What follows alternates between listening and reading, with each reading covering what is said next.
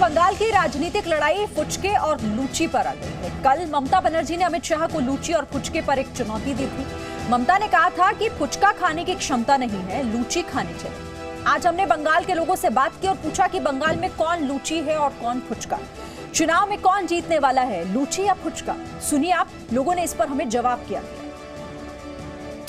बंगाल के लोगों को ज्यादातर पसंद है फुलका लूची। लूची अच्छा है, लूची बेस्ट है। फुचका, कलकत्ता का तो फुचके फेमस है। फुचका बहुत अच्छा लगता है। फुचका ज्यादा अच्छा लगता है। हम लोग का लूची हर साल फेमस। लूची और फुचका दोनों को कढ़ाई में तला जाता है। लूची सुबह के नाश्ते में खाई जाती है तो फुचका शाम के स्नैक्स में लोगों का फेवरेट है। खाने पीने और स्वाद की बात हो तो पश्चिम बंगाल में लूची और फुचका के बीच तगड़ा मुकाबला है। लेकिन राजनीति में अगर लूची और फुचका का मुकाबला होगा तो कौन जीतेगा? ये सवाल आज पश्चिम बंगाल की राजनीति में खूब गूंज रहा है और इसकी वजह है ममता बनर्जी की ये चुनौती जो उन्होंने अमित शाह को दी है। ফুচকা খাবার ক্ষমতা নেই, ফুলকো লুচি খাবে। ফুচকা খাবার ক্ষমতা নেই, ফুলকো লুচি খাবে। जब ममता बनर्जी ने अमित शाह को फुचके पर चुनौती दे ही दी है तो हमने भी सोचा कि पश्चिम बंगाल के लोगों से जाना जाए कि फुचका खाना ज्यादा पसंद है या लूची। लूची और फुचके के मुकाबले में कौन जीतेगा? इन सवालों के साथ हम लूची की एक 15 साल पुरानी दुकान पर पहुंचे। यहाँ बड़ी संख्या में लोग लूची का आनंद ले रहे थे। ऐसे में हमने सबसे पहले लूची के दुकानदार से बात की। चूल्हे पे खोल रहा है तेल और यहाँ पर गरम गरम जो है लूचियाँ तली जा रही है। लूची यानी कि पूड़ी, बांग्ला भाषा में लूची कहा जाता है, और फुलको लूची वो पूड़ियाँ होती है जो इस तरह से फूलती है। बंगाल के कल्चर में ये लूची इस तरह से बसा है कि हर रोज लोग जब सुबह उठते हैं तो नाश्ते में लूची खाना पसंद करते हैं। लूची लोग ज्यादा खाता है, सुबह बंगाल में नाश्ता करता है, ज्यादा लूची नाश्ता करता है। कौन फुचका है और कौन लूची है और क्यों? तृणमूल कांग्रेस ही लूची है क्योंकि ज्यादा लोग पसंद करता है। बंगाल का लोग टीएमसी को ज्यादा पसंद करता है इसलिए। और फुचका? फुचका नहीं पसंद करता है, ज्यादा पसंद नहीं करता है। तो वो क्या बीजेपी का बोलेंगे? हाँ, बीजेपी ऑब्वियसली। लूची बेचने वाले से बात हुई तो पलड़ा लूची का भारी दिखा। लूची बनाने वाले की बात तो आपने सुन ली, अब खाने वालों की बात भी सुन लीजिए और देखिए कि लूची और फुचके के मुकाबले में कौन बढ़त हासिल कर रहा है। टीएमसी लूची है। क्यों ऐसा दादा? लूची अच्छा है, हम लोग का फेमस है, दीदी हम लोग का साथ है, हम लोग ख्याल रखता है, तो इसलिए हम लोग को ये अच्छा लगता है। लेकिन अगर चूज करना पड़े फुचका और लूची में तो क्या चूज करेंगे? ऑब्वियसली लूची फेवरेट है मेरा। दोनों ही बेस्ट है, दोनों बेस्ट है। लूची की बात हो गई तो हम फुचके की दुकान पर पहुंच गए। 11 साल से लालजी यहाँ फुचका बेच रहे हैं। इनके फुचके की रेहड़ी के पास लोगों की भीड़ लगी रहती है। अब इस चुनावी मैदान में लूची और ये जो पुचके हैं उसकी एंट्री हो चुकी है। हालांकि बंगाल के जो लोग हैं वो दोनों ही इस व्यंजन को इतना पसंद करते हैं कि उनके लिए एक चूज करना, ये बताना काफी मुश्किल है कि वे लूची के साथ जाना चाहते हैं या फिर पुचके के साथ जाना चाहते हैं। कुछ लोगों का ये मानना है कि लूची यानी कि तृणमूल कांग्रेस है और कुछ लोगों का कहना है कि पुचका यानी बीजेपी है। अब तक लोग इनसे फुचके के स्वाद पर बात करते थे। आज हमने लालजी से फुचके के राजनीतिक भविष्य पर सवाल पूछ लिया। फेमस है ये, कलकत्ता का तो फुचके फेमस है ये। तो आपके हिसाब से लोग ज्यादा क्या पसंद करेंगे, लूची या पुचका? फुचका, फुचका ज्यादा। हमने फुचका खाने आए लोगों से भी लूची और फुचके के मुकाबले के बारे में बात की। सवाल किया कि अब लूची और फुचके पर राजनीति हो रही है तो इस चुनाव में फुचका जीतेगा या लूची? सुनिए लोगों ने क्या कहा। फुलको लूची और पुचका बेचते हैं, आप कौन सा चूज करेंगे? फुचका। हमको तो दोनों ही पसंद है, लेकिन फुचका जेतु वाटर माउथिंग है उसलिए फुचका ज्यादा अच्छा लगता है। फुचका और लूची में जंग में राजनीति का सवाल भी बेहद जरूरी है, इसलिए हमने लोगों से ये भी पूछ लिया कि चुनाव कौन जीतने वाला है, टीएमसी या बीजेपी। लोगों के पास इसका भी जवाब तैयार था। लूची और फुचका में ये पार्टी पॉलिटिक्स आ गया, यही सुन के हैरान हो रहे हैं। और ये तो अभी कहा नहीं जा सकता क्योंकि जब वोट हो जाएगा उसके बाद ही समझ में आएगा कौन फुलको लूची है और कौन लूची है। लूची और फुचका का मुकाबला तकरीबन बराबर रहा। सुबह के नाश्ते में लोगों ने लूची को पसंद किया तो शाम के स्नैक्स में फुचके को। हालांकि बंगाल के चुनावी संग्राम में ममता और बीजेपी जैसे एक दूसरे पर वार कर रहे हैं, उससे तो ये लगता है कि दोनों ही एक दूसरे को लूची सब्जी की तरह खा ही जाएंगे। একটা দেশের স্বরাষ্ট্রমন্ত্রীর মুখে এই জিনিস মানায় না, ये शोभा नहीं देता।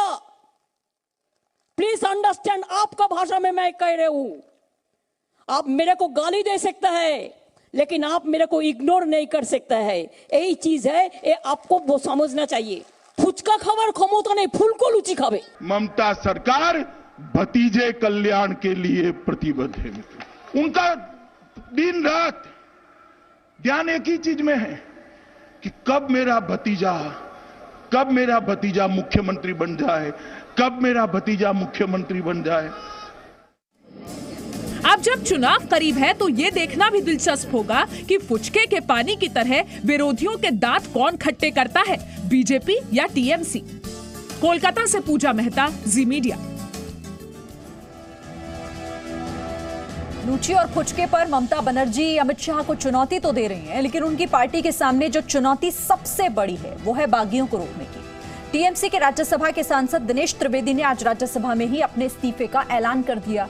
त्रिवेदी ने कहा कि बंगाल में हिंसा चरम पर है, ऐसे में वो चुप नहीं रह सकते। सभापति वेंकैया नायडू ने उनका इस्तीफा स्वीकार कर लिया है। तो सवाल यह है कि क्या दिनेश त्रिवेदी बाकी बागियों की तरह बीजेपी में जाएंगे?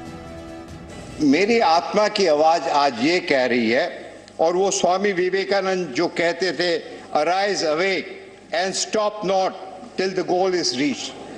तो आज मुझे आत्मा ये कह रही है कि यहां बैठे बैठे यदि आप चुपचाप रहो और कुछ नहीं कह सकते हो, उससे अच्छा है कि यहां से आप त्याग पत्र दो और जाके बंगाल की भूमि में इसके लिए ड्यू प्रोसेस माननीय चेयरमैन साहब को कहता हूं, मैं आज यहां से इस्तीफा दे रहा हूं।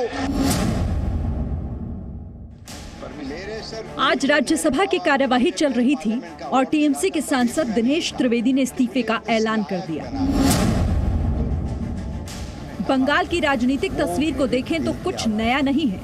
हर बदलते दिन के साथ टीएमसी का कोई ना कोई नेता पार्टी छोड़ रहा है, लेकिन इस्तीफे का ये ऐलान सिर्फ इस्तीफा नहीं था, बल्कि 9 साल बाद ममता बनर्जी को दिनेश त्रिवेदी का जवाब था। बात 14 मार्च 2012 की है।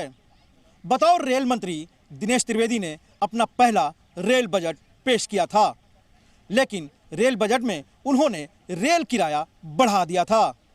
नाराज ममता बनर्जी ने रेल बजट पेश करने के 5 दिनों के अंदर ही चलते हुए सत्र में दिनेश त्रिवेदी का इस्तीफा ले लिया था। आज 9 साल बाद संसद फिर से उसी तरह चल रही थी, लेकिन दिनेश त्रिवेदी रेल मंत्री नहीं थे। ममता बनर्जी ने उनका इस्तीफा भी नहीं मांगा था, लेकिन दिनेश त्रिवेदी ने राज्यसभा में बंगाल में हो रही हिंसा को लेकर अपना इस्तीफा दे दिया। इस्तीफे के पहले दिनेश त्रिवेदी ने कवि रविन्द्रनाथ टैगोर की वो कविता कही जो ममता बनर्जी को बहुत चुभेगी। वायलेंस हो रहा है हमारे प्रांत में, जिस प्रकार से लोकतंत्र में कुछ भी हो, तो मुझे यहाँ बैठा बैठा बड़ा अजीब लग रहा है कि मैं करूँ क्या। हम आते हैं उस देश से जहाँ रविन्द्रनाथ टैगोर, सुभाष चंद्र बोस, खुदीराम, और वो जो कविता होती है ना कि एमुन देश कोथाय पा खुजे पाबे ना गो तुमी, सेजे होच्छे आमार जन्मभूमि। असल में हम जन्मभूमि के लिए ही है और कुछ नहीं, और मुझसे ये देखा नहीं जा रहा।